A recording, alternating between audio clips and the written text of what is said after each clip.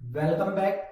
Today we are studying about the chapter number 5 consumer rights from economics books. ये जो chapter रहेगा आपका उपभोक्ता अधिकारों के बारे में. As you know that everyone purchase something in the market, but they have to be exploited by the traders or the shopkeepers. So we have to be adopted this chapter from understanding level. You must be aware about consumer rights and to become an aware consumers. How to become an aware consumer in this chapter that we have to be discussing about. So let's continue. First of all, what is consumer?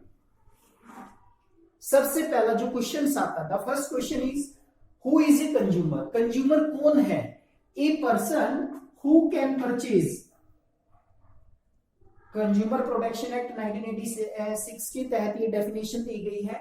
A person who can purchase anything and paid for them. कोई भी व्यक्ति जो सामान खरीदता है, कोई भी वस्तु जो हम खरीदते हैं और उसके बदले में पेड किया जाता है और प्रोमिस टू पे या प्रोमिस किया जाता है पे करने का, उस व्यक्ति को हम लोग कंज्यूमर कहते हैं. हिंदी में हम इसे उपभोक्ता कहते हैं. उपभोक्ता का मतलब एक ऐसा व्यक्ति जो किसी भी चीज को परचेज करता है और परचेज करने के बाद उसका पेमेंट करता है या पेमेंट करने का प्रोमिस करता है. प्रोमिस करने का मतलब यहाँ पर क्या है कि हो सकता है कि वो भविष्य में उसकी पेमेंट करे, यानी कि सामान को हो सकता है कि उसने उधार पर परचेज किया हो. तो सबसे पहले कंज्यूमर का मीनिंग होता है एक ऐसा व्यक्ति जो किसी भी चीज को परचेज करता है और उसके बदले में यानी कि उसे पे करना होता है या पे करता है या पे करने का वायदा करता है. ऐसे पर्सन को हम लोग कंज्यूमर कहते हैं, उपभोक्ता कहते हैं, कि उपभोग करने वाला, कंजप्शन करने वाला किसी भी चीज को, दैट इज कॉल्ड कंज्यूमर. उसे हम लोग कंज्यूमर कहेंगे. अब बात करते हैं हम लोग कंज्यूमर्स की हमने बात की. बात करते हैं हम लोग राइट्स के बारे में, यानी कि अधिकारों के बारे में. कंज्यूमर को राइट्स क्यों दिए गए? As you know that there are many malpractices that have to be followed in the market by the traders or the shopkeeper. Exploitation in the market, यानी कि जो कंज्यूमर है, कंज्यूमर का एक्सप्लोटेशन हुआ. किस तरीके से एक्सप्लोटेशन होता है? कौन कौन से मेथड है जिनके द्वारा जो ट्रेडर शॉपकीपर होते हैं वो एक तरह से ट्रेडर शॉपकीपर के द्वारा यानी कि कंज्यूमर को कैसे एक्सप्लोट किया जाता है? वेटलेस यानी कि कम सामान तोलना. कम सामान दिया जाता है. कई बार जो क्वांटिटी होती है या जो हम क्वांटिटी की बात करेंगे यहाँ पर मेनली जो मेजरमेंट होता है, मेजरमेंट करते समय भी यानी कि ट्रेडर या शॉपकीपर के द्वारा कई बार प्रोडक्ट में यानी कि जो रिक्वायर्ड होता है उससे कम वेट दिया जाता है. सेल्फ एक्सपायरी प्रोडक्ट, अगर हम बात करें, कई बार जो शॉपकीपर होता है वो एक्सपायरी प्रोडक्ट को भी सेल कर देता है, बेच देता है. ऐसी कंडीशन में भी कंज्यूमर को एक्सप्लोट किया जा रहा है. एड एक्स्ट्रा चार्जेस, कई बार क्या होता है कि कुछ सामान के जो चार्जेस होते हैं वो एक्स्ट्रा ऐड कर दिए जाते हैं बाद में. कई बार हम लोग परचेज करने के लिए जाते हैं तो वहां पर लिखा होता है टर्म्स एंड कंडीशन अप्लाई. एक जो कंज्यूमर होता है he does not know about the meaning of terms and condition. Term and condition का नहीं पता होता है, यानी कि कुछ चीजें ऐसी होती हैं जो कंपनी या अगर हम कह सकते हैं ट्रेडर होता है जो अपने कस्टमर से छिपा के रखता है, यानी कि जब भी वो सामान को परचेज करेगा तो कुछ ऐड कर दिए जाते हैं एक्स्ट्रा चार्जेस. तो इस तरीके से कंज्यूमर को मार्केट में एक्सप्लोर किया जाता है. और अगला मेथड है defective goods are sold. Defective का मतलब होता है यानी कि जो चीज घटिया होती है, जिसमें डिफेक्ट होता है, ऐसा सामान भी कंज्यूमर को कई बार दे दिया जाता है ट्रेडर या शॉपकीपर के द्वारा. These are the causes of exploitation in the market of a consumer, यानी कि कंज्यूमर के एक्सप्लोटेशन के किस तरीके से यानी कि कंज्यूमर को एक्सप्लोट किया जा रहा है बाजार में. ये कुछ मेथड्स हैं जहां पर हमने लिखा है, इनके बारे में बेसिक हमने बातें की. कम तोलना, एक्सपायरी प्रोडक्ट बेच देना, add extra charges, charge extra लेना, जो एमआरपी प्राइस होता है एमआरपी प्राइस से भी ज्यादा प्राइस कई बार लिया जाता है. डिफेक्टिव गुड्स आर सोल्ड, या फिर कोई कमी होती है, घटिया सामान होता है, उसको बाजार में बेच देना. Now the third content is about consumer movement in India. हम इंडियन कंटेक्स्ट में बात करते हैं पहले कंज्यूमर मूवमेंट की. Consumer movement in India started in 1960s, यानी कि पर्टिकुलर बात करें जो उपभोक्ता आंदोलन है उनकी शुरुआत 1960 के दशक में भी, 1916 में.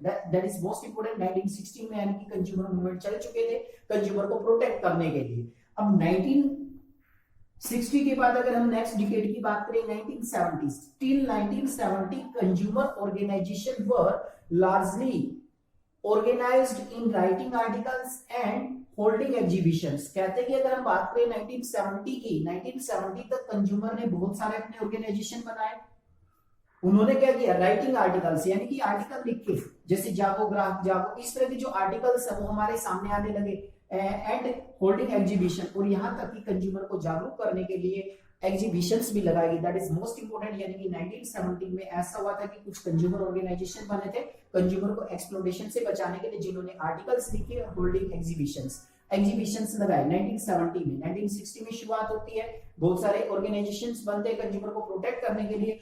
This is the phase of the consumer movement, initial phase in the India that is related to consumer movement. Now we have to be discussing about Consumer International. That is the first step in international level in 1985. अगर हम बात करें consumer international की, कब बना consumer international? जो international level पर काम करने वाला ऑर्गेनाइजेशन है, that was formed in 1985. 1985 में बना ये यूएन गाइडलाइंस। यूएन ने गाइडलाइंस दी प्रत्येक नेशन को कि वो अपने देश में कंज्यूमर को प्रोटेक्ट करने के लिए, यानी कि कुछ गाइडेंस जारी करे, कंज्यूमर को प्रोटेक्ट करने के लिए कुछ नियम बनाए।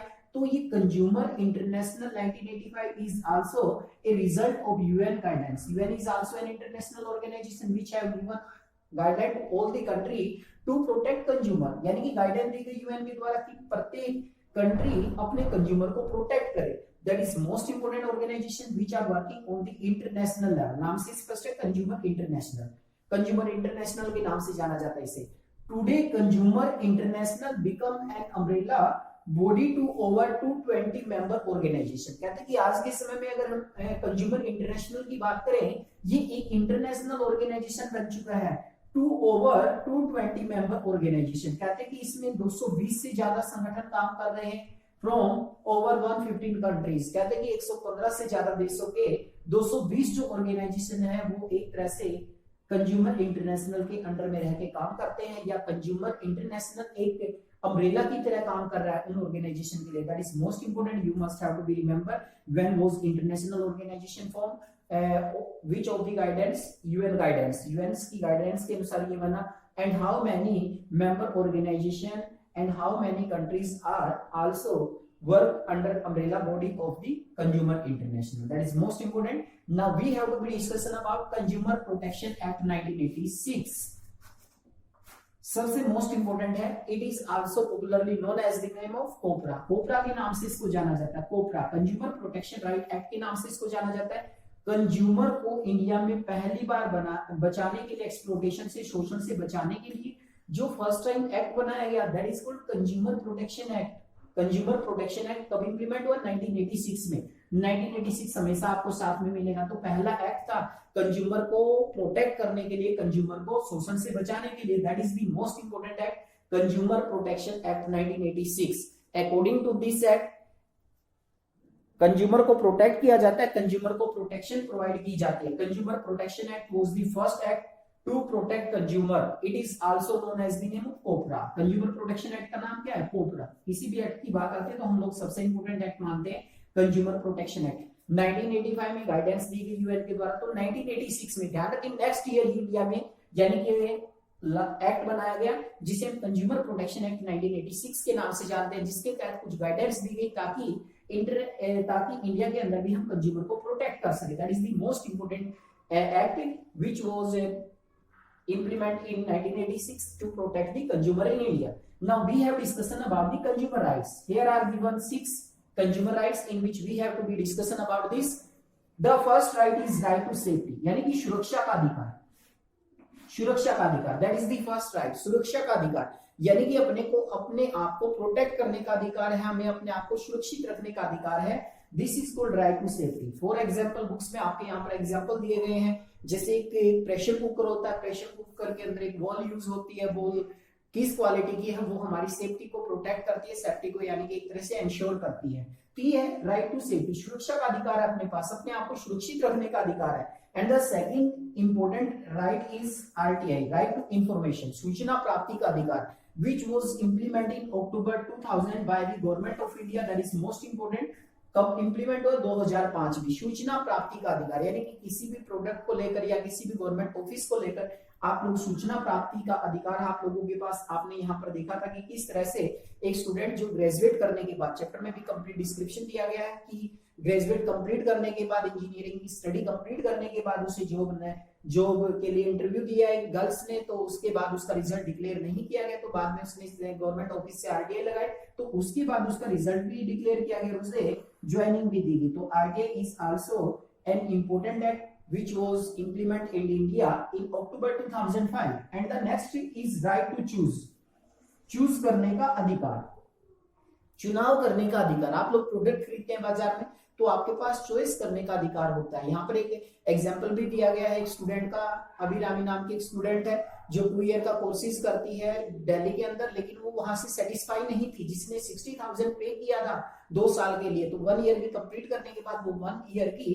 रीपेमेंट की बात करती है, तो इंस्टीट्यूशन रीपेमेंट करने से मना कर देता है। तो लेकिन बाद में जो हमारे कंज्यूमर कोर्ट है, आगे हम इनके बारे में जानेंगे, कंज्यूमर कोर्ट के द्वारा आदेश दिया गया कि इसको कंप्लीटली, यानी कि जो मुआवजा कंपनसेशन है वो प्रोवाइड किया जाए, और लास्ट में उसे लगभग 30,000 के आसपास कंपनसेशन भी मिला 1 ईयर के लिए। That is most important, you must have to remember about the right to choice, यानी कि चुनाव करने का भी आपके पास अधिकार है। आप अपने प्रोडक्ट को खरीदते समय आप चुनाव कर सकते हैं, आपके ऊपर कोई कंपल्सन नहीं है कि आप लोगों को यही प्रोडक्ट खरीदना पड़ेगा। यहाँ पर 2 एग्जांपल और दिए गए, यहाँ पर कोलगेट आप लोग खरीदना चाहते हैं, टूथपेस्ट आप लोग खरीदना चाहते हैं, तो आप लोगों को कई बार क्या होता है, कोई भी ट्रेडर ये कंपल्सन नहीं कर सकता कि आप लोगों को टूथपेस्ट के साथ टूथब्रश भी खरीदना पड़ेगा। तो ये कई बार आप लोगों को देखने को मिला। That is important act, right to choice, यानी कि चूज करने का अधिकार। That is the third right, and the next right we have studied next videos.